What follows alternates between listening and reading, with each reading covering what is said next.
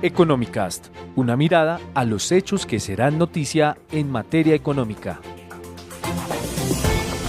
Una de las preocupaciones más grandes que se posan sobre la humanidad y el planeta tiene que ver con el cuidado del medio ambiente y la lucha contra el cambio climático. Son tan grandes los desafíos y las tareas pendientes que desde el pasado 1 de noviembre hasta el próximo 12 del mismo mes, la Organización de Naciones Unidas adelanta en Escocia la Conferencia de Cambio Climático, en donde los presidentes de varios países han llevado sus compromisos en este propósito de mitigar los efectos de este fenómeno. Colombia no fue la excepción y el presidente Iván Duque dio a conocer la estrategia climática del país de largo plazo. Mi nombre es Javier Acosta, periodista de Portafolio.co, y junto con mi compañero Iván Torres hablaremos en este episodio de Economicast sobre este tema. Para eso nos acompaña Camilo Prieto, fundador del Movimiento Ambientalista Colombiano, con quien hablaremos este tema el día de hoy. Bienvenidos a los dos, ¿cómo están? Un gusto saludarlos y pues feliz de poder compartir este espacio. Gracias. Camilo, un gusto. Mi nombre es Iván Torres, también compañero de mesa de trabajo de Javier, y quisiera comenzar precisamente esta conversación con usted preguntándole a grandes rasgos cómo le parece la estrategia que presentó el gobierno, la estrategia climática de largo plazo de Colombia para cumplir el Acuerdo de París. Bueno, hay varias cosas. Lo primero es que hay que destacar que exista la voluntad, así sea en el discurso y en algunos documentos que se han publicado, de generar una política de largo aliento. Eso es interesante y hay que reconocerlo, porque nos va dando cuenta a la nación que el problema de la crisis ambiental global no es un asunto de un gobierno, sino es un asunto que debe superar la temporalidad de las ideologías con las cuales llega cada gobierno. Entonces, esto es destacable. Ahora, algo que sí es controvertible es la distancia que existe entre el discurso, los anuncios y lo que realmente ocurre en el país. Entonces, ahí es donde creo que puede uno hacerse muchísimas preguntas. Dentro de esa estrategia, claro, no puedo decir, hay un compromiso muy ambicioso. Es decir, Colombia va a planea reducir 51% de sus emisiones de gases de efecto invernadero de aquí al 2030. Entonces, inmediatamente hay una pregunta, bueno, ¿y cómo lo vamos a hacer? Entonces, dentro de esa pregunta que ustedes me hacen, también le quedan a uno varias, ¿no? Y es, bueno, ¿y estas metas cómo se van a cumplir? ¿Cómo se van a aterrizar esos planteamientos que se están haciendo ante los micrófonos del mundo? Precisamente quisiera que nos contaras, que ya que has hecho esta pequeña breve introducción sobre lo que plantea el gobierno, es ¿qué cosas no son tan realistas para ustedes, Camilo? ¿Qué cosas de pronto digamos que sobre el papel están sonando muy bien en ese tema del cambio climático? Bien, hay un asunto y es que cuando se habla de reducir emisiones de gases de efecto invernadero, a la mayoría de los habitantes se nos viene la idea de que hay que reducir emisiones en el transporte, lo cual es obvio, es muy importante. Pensamos en combustibles fósiles, pensamos en la generación de energía, pero fíjense lo interesante que ocurre en Colombia. La matriz de emisiones de generación de gas de efecto invernadero en Colombia es diferentísima a muchísimos países del planeta y es muy distinta a Europa. Entonces, asimismo, hay que conectar lo que pasa en el país con las propuestas y con la política pública que se hace. ¿Por qué enuncio esto que acabo de decir? 55% de los gases de efecto invernadero en Colombia están relacionados con actividades de silvicultura, es decir, con agricultura, con ganadería, con deforestación y no propiamente con energía o con transporte. Claro, tienen estas una participación relevante, pero les voy a hacer una comparación de dos sectores. Ganadería versus transporte. Ganadería en Colombia emite más gases de efecto invernadero que el transporte. Y estos no son unos datos nuestros de la Fundación, sino son datos del IDEAM, son datos del Ministerio de Ambiente. Entonces uno piensa inmediatamente, oiga, las principales herramientas de control de emisiones de gases de efecto invernadero tienen que mirar al campo, tienen que mirar al uso del suelo, tienen que mirar a que generemos estrategias agrícolas sostenibles, que hagamos una producción ganadera sostenible y que se generen todos los mecanismos para frenar la deforestación. Porque de nada sirve decir que vamos a reducir emisiones cuando el cómo se van a reducir no se ven reflejadas en esa política de largo aliento que planea el gobierno nacional. Entonces ahí es donde uno ve un desfase. Y el otro asunto que nos muestra un desfase tiene que ver, por ejemplo, cuando se nos habla de reducir emisiones de metano. Y bueno, pero ¿cómo se va a reducir el metano? Colombia se va a comprometer a reducir emisiones de metano sin que sea claro esto dentro de la política energética del país. ¿Por qué lo digo así? Porque el gas natural, Colombia lo ha tomado como un energético de transición y apuesta a cada vez tener mayor cantidad de proyectos de extracción de gas natural. Entonces, por un lado se anuncia internacionalmente un compromiso, pero por otro lado tenemos una política energética diferente. Entonces ahí no hay como mucha claridad entre la conexión entre ese discurso y lo que se hace. Y otro espacio donde encontramos una distancia grande entre lo que se dice y lo que se hace es que uno de los hitos que menciona el gobierno colombiano como de mayor logro ambiental en la esfera, ante la esfera internacional es el Acuerdo de Escazú. Y hay que recordarle a la audiencia que por ahora Colombia, si bien ha firmado el Acuerdo de Escazú, no lo ha ratificado. Y es justamente el partido de gobierno el que ha hecho todas las estrategias para frenar el avance de la ratificación, de esta ratificación. Y hay que también resaltarlo por creo yo, una cadena de desinformación muy grande y desafortunada que ha surgido en torno al acuerdo. Entonces, podría redondear la respuesta concluyendo que necesitamos mucha más claridad y mucha más certeza en cómo se planea alcanzar esas metas, porque por ahora vemos discursos muy interesantes, propuestas muy interesantes, como otra que me olvidé mencionar, y es llevar a que un 30% del territorio nacional sea constituido como área protegida, que haga parte de las áreas protegidas. Pero entonces ahí también, bueno, ¿y esto cómo se va a lograr? Interesantísimo el anuncio, pero ¿dónde están las estrategias? Ahí es donde sentimos que falta todavía mayor información por parte del gobierno nacional.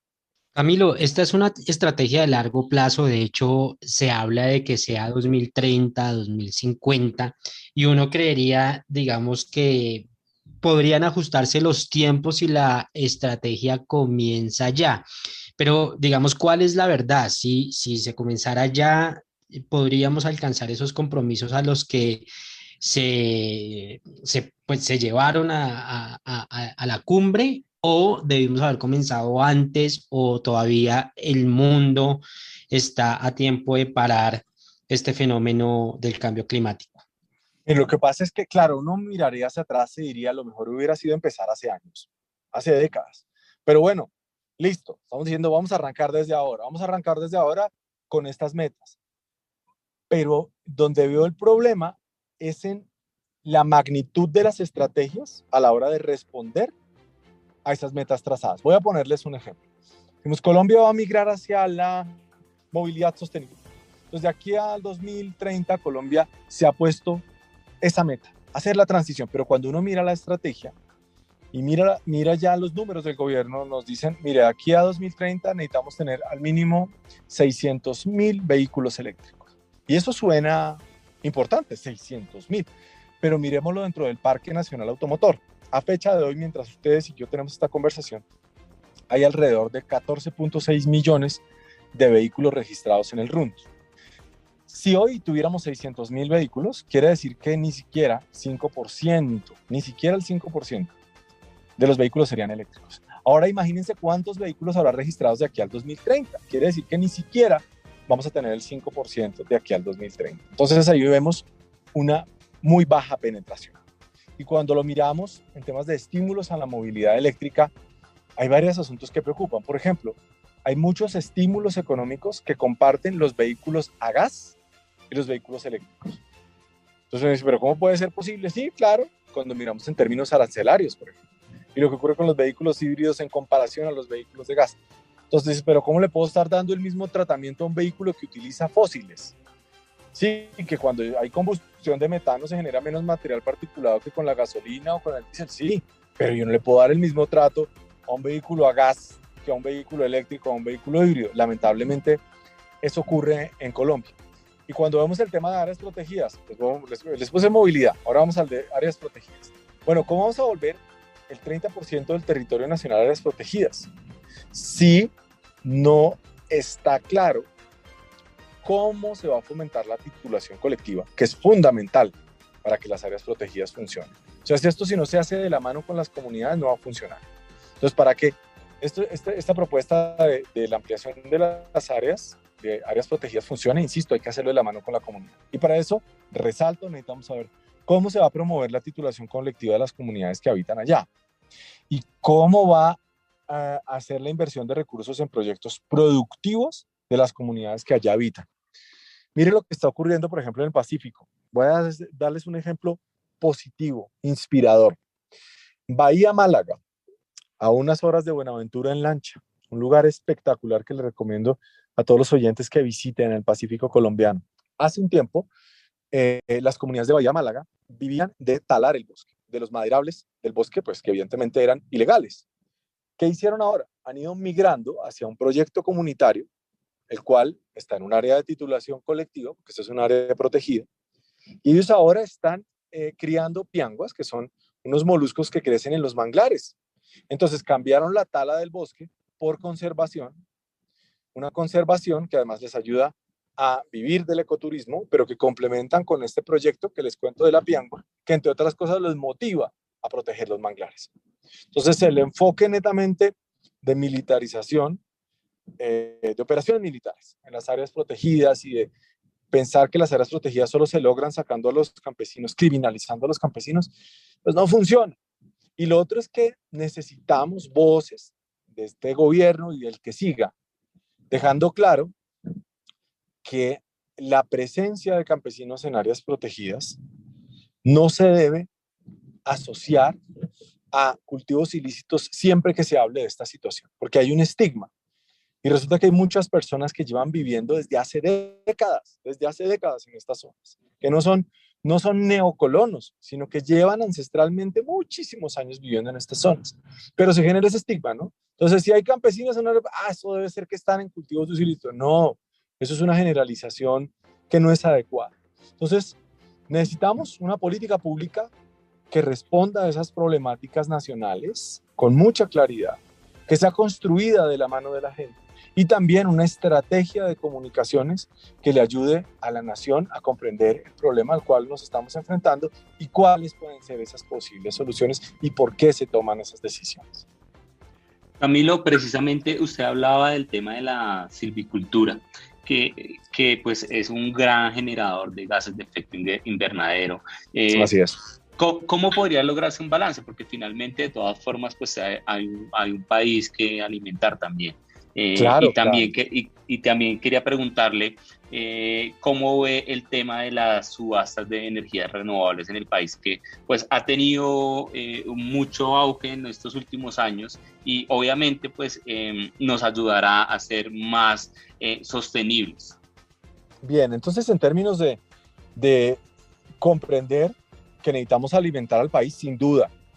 O sea, necesitamos garantizar seguridad alimentaria y ojalá algún día soberanía alimentaria. En este momento Colombia no tiene soberanía alimentaria debido a que un porcentaje importante de los productos que consumimos vienen de fuera. Les pongo un ejemplo, en Colombia no nos comemos un solo garbanzo que sea cosechado acá en Colombia. Que se encuentran en los supermercados, son todos importados. Entonces uno dice, bueno, pero ¿cómo puedo mejorar esa reducción de emisiones en el campo garantizando la seguridad alimentaria? Hay varias estrategias. Arranquemos por el de la ganadería, que es el más problemático. La propuesta, la formulación no apunta hay que acabar con la ganadería en el país, no, sino hacerlo de una manera sostenible. La evidencia nos muestra que cuando se cambia la ganadería extensiva en el trópico por ganadería con establecimiento de sistemas silvopastoriles intensivos, se logra reducir emisiones, se aumenta la eficiencia energética de la carne de res y se aumenta la eficiencia proteica de la carne de res. Y esto de la mano, evidentemente, con la reducción de emisiones. ¿Cómo se hace esto?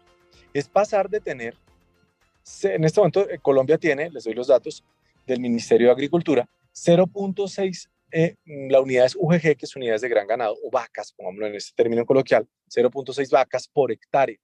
Pasaríamos en un modelo de sistemas silvopastoriles intensivos a tener entre 2.5 a 4 unidades de gran ganado por hectárea, o sea, 4 vacas por hectárea. Esto implicaría liberar 30 millones de hectáreas. Esto es una cifra muy importante. Y esto nos lleva a que podamos darle un mejor uso al suelo. ¿Qué ocurre? Por ejemplo, según datos del Instituto Geográfico Agustín Codazzi, Colombia para agricultura tiene una vocación de aproximadamente 22 millones de hectáreas y usamos entre 5 a 7 millones. Colombia tiene un área de vocación ganadera de 15 millones, pero usamos entre 38 a 39 millones. Eso hace que cuando se mira en términos de extensión, el 61% del territorio colombiano tenga un uso del suelo inadecuado. Es decir, si nosotros hacemos un modelo agrícola y un modelo ganadero sostenible, podríamos incluso liberar tierras para ser aprovechadas forestalmente, para ser aprovechadas agrícolamente. Y lo otro implicaría impulsar proyectos productivos como este que les acabo de hablar en Bahía Málaga, donde con algunas especies locales, ya sean de derivados animales o de derivados vegetales, se puedan aprovechar, impulsar estos proyectos para que la gente pueda tener ahí seguridad alimentaria y también soberanía alimentaria. Y esto estaría de la mano, lo conecto con el argumento anterior, con poder cuidar el territorio. O sea, pasaríamos de tener personas que están teniendo aprovechamientos no sostenibles como potrerización de los bosques, como lo puede ser también el uso de maderables ilegales de bosque primario, a que estas personas empiecen a cuidar el territorio. Esto por un lado. Entonces, es decir, sí es posible a través de las estrategias sostenibles hacer un mejor uso del suelo y esto nos permitirá garantizar seguridad y soberanía alimentaria. Con respecto a la segunda pregunta, hay que reconocer que en estos últimos años con este gobierno ha habido un avance importante, especialmente en la matriz energética, pero de generación eléctrica. En eso quiero ser específico, porque cuando vemos la matriz energética de Colombia, es decir, lo que se utiliza para la industria, para el transporte y además para generar electricidad, más de un 70% corresponde al uso de fósiles. O sea, es decir, podemos afirmar que nuestra matriz energética en el país en promedio es sucia, porque utiliza, insisto, más del 70% fósiles. Cuando hablamos de electricidad, de generación de electricidad, la cosa cambia, porque ahí ya tenemos más de un 76% que proviene de hidrogeneración, que es energía renovable, y también un porcentaje que va a tender en el corto plazo a ser de un 10% de energías renovables no convencionales, donde vamos a tener energía fotovoltaica y energía eólica. ¿Qué ha pasado con las subastas? Pues bueno, en el 2019, un hecho sin precedentes y fue que en dos de esas subastas, una de esas para generación primaria de energía, hubo participación de energías renovables no convencionales y también una subasta de cargo por confiabilidad que se usó por primera vez en la historia del país. Las energías renovables no convencionales, como son eólica y solar, tuvieron participación. ¿En qué nos falta abrir la mirada? En darle espacio a la energía geotérmica. Colombia, dependiendo del informe que uno lea, hasta ahora, en lo poco que se ha estudiado, puede tener una capacidad instalada mínima entre 1.500 a 1.700 megas. Entonces, y esto donde se empezara a estudiar, porque ahora se han hecho unos pequeños avances de estudios en el macizo colombiano y también en la altillanura oriental. Entonces uno dice allá, bueno, si esto es lo que si esto es lo que se encuentra nomás con estos pocos estudios, ¿cómo sería donde el país abriera la mirada hacia esta energía renovable no convencional? Yo creo que habría mucho por hacer. Y ahí justamente la energía geotérmica se caracteriza por su estabilidad, que eso es uno de los problemas que tiene la eólica y la solar. La energía geotérmica tiene una mayor estabilidad a la hora de generar. Entonces creo que ahí Colombia tiene una ventana de oportunidad muy interesante que puede aprovechar. Camilo, digamos que durante este episodio hemos hablado, digamos, de los compromisos que tiene el gobierno frente a la lucha del cambio climático, pero ¿hay compromisos de parte de la gente o bueno, digamos, qué es lo que tendría que asumir el colombiano para poder luchar contra este fenómeno que pues está afectando en realidad a toda la humanidad? Y si bien es una tarea del gobierno nacional y de los gobiernos ponerse a definir una hoja de ruta, pues cuál es el deber que tenemos las personas del común en todo este cambio. Bien, entonces acá vemos varios actores, ¿no? Están los líderes políticos mundiales, o sea, los gobiernos, uno.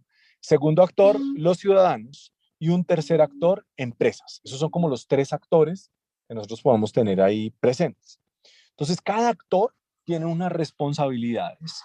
Y parte de nuestras responsabilidades como ciudadanos, claro, radican en esas decisiones individuales de consumo, sin duda, consumo responsable necesario, intentar reducir a su mínima expresión nuestra huella de carbono, nuestra huella ambiental, hacer un uso cada vez más eficiente de los recursos hídricos. Eh, pero hay otro asunto fundamental que vamos entendiendo y es elegir bien a nuestros gobernantes. Porque aquí vemos quiénes son los líderes de la COP, sin duda los presidentes de las naciones. Entonces, ahí es fundamental a quién escojamos. ¿Qué tipo de gobierno queremos tener? ¿Qué tipo de política pública queremos tener? Y esto es una conexión directa, obvio, ¿no?, entre lo que representa políticamente cada gobierno y en lo que se traduce en su política, ¿verdad? Es obvio, yo sé que es una obviedad lo que estoy diciendo, pero es que hay que resaltarlo, por eso hay que insistir en qué tipo de gobierno nosotros escogemos. Eso nos atañe a nosotros como sociedad civil. Y lo otro, cuando mencionaba lo de consumo responsable, ahí lo ligo, fíjense, entre ciudadano y empresas, es que los ciudadanos cada vez seamos más conscientes de apoyar, promover consumos locales, de apoyar y promover las empresas que le estén apostando a la sostenibilidad. Hay varias empresas, por ejemplo, hay un sello que se llama B Corp y hay otro que se llama Robeco San. Varias empresas en Colombia le están apostando a esto y es a generar prácticas sostenibles, a generar prácticas que tengan un buen diálogo con el planeta. Ahora, responsabilidad de las empresas, evidentemente, buscar todas estas estrategias que atenúen su huella ambiental y que adicionalmente favorezca los comercios locales. Entonces, esos serían los tres actores y sus responsabilidades. Camilo, para ir finalizando, digamos, para ir redondeando el tema, quisiera preguntarle, digamos, ¿cuáles son esos avances que ustedes creen que se han hecho en el país frente a este tema? Porque hablabas de que reconocías unos avances, quisiera saber específicamente en dónde. Sí, claro, hay avances significativos. Por ejemplo, vamos a diferentes escenarios. En el término de generación de energía eléctrica hay que reconocerlo. Hay un avance en el espacio para el desarrollo de proyectos de energías renovables no convencionales. Eso es decir, hay que aceptarlo. Segundo, el incremento de las áreas protegidas, es decir, el compromiso, porque es un compromiso multinacional. O sea, esto no es un compromiso que tiene solamente Colombia, sino que Colombia, al hacer esta alianza con Ecuador particularmente, con Panamá, está haciendo un corredor oceánico de protección marítima. Y eso hay que destacar y hay que reconocerlo. Porque, entre otras cosas, ese corredor oceánico de protección va a favorecer a un área protegida ya existente, que es donde en este momento está Malpelo. Entonces, alrededor de Malpelo hay un área de amortiguación que estaba pendiente por regulación desde el año 2017, que es Yurupari. Y al quedar dentro de este corredor y con un compromiso internacional, insisto, con Perú, con Panamá, ya el asunto es a otro nivel. O sea, ya aquí a Colombia le quedaría muy difícil incumplir ese acuerdo. Esos, por ejemplo, son avances. Otro avance interesante es, por lo menos, comprender la relevancia que tiene la problemática de la deforestación en nuestro país. Entonces, el hecho de que ya por lo menos se haya establecido una mesa interministerial, así en este momento los resultados todavía sean muy tenues y hayamos visto incluso un incremento el año pasado de la deforestación en el país y además que más del 70% esté concentrado en la Amazonia, pues nos pone en alerta. Pero ya por lo menos que se ha generado un espacio interministerial, pues bueno, hay que reconocer que es algo positivo. Y donde definitivamente estamos muy colgados, uno es en una política efectiva que permita una sana interacción entre las comunidades que habitan los territorios de zonas protegidas y esas zonas. Ahí estamos muy colgados. Otro asunto donde estamos muy colgados es en el establecimiento de esas políticas efectivas que permitan una transición hacia ganadería sostenible y agricultura sostenible. Entonces, yo sí creo que hay que reconocer esos avances, pero dentro de toda la magnitud hay que darnos cuenta que todavía existe una enorme distancia entre el discurso que se da a nivel internacional y lo que realmente pasa en nuestro país. O sea, es absolutamente contradictorio que mientras estamos teniendo esta conversación todavía no haya sido radicado con mensaje de urgencia el proyecto de ratificación del Acuerdo de Escazú en el Congreso de la República. Bueno, Camilo, pues evidentemente hay mucho tela que cortar en este diálogo, en esta conversación que tendremos en el futuro, porque pues evidentemente quedan muchos desafíos, quedan muchas tareas por resolver, pero bueno, se nos acabó el tiempo. Camilo, muchísimas gracias por haber compartido con nosotros este espacio. Muchas gracias, Javier y Iván, y también a Julián, gracias, Camilo, de la parte técnica. Y bueno, y un muchas mensaje gracias. de cierre para los lectores de Portafolio, decirles que independientemente de la actividad económica o profesional en la que cada uno se encuentre, siempre habrá maneras para mejorar nuestra relación con el mundo y apostarle a la sostenibilidad. Mil gracias. Bueno, y a mi compañero Iván también muchas gracias a los dos por haber estado aquí y discutir este tema tan importante para el futuro del país y del mundo. Y a los lectores y oyentes de Portafolio los invitamos a que continúen conectados a nuestro portal web www.portafolio.co. Hasta la próxima. Economicast, un podcast de Portafolio para la casa editorial El Tiempo.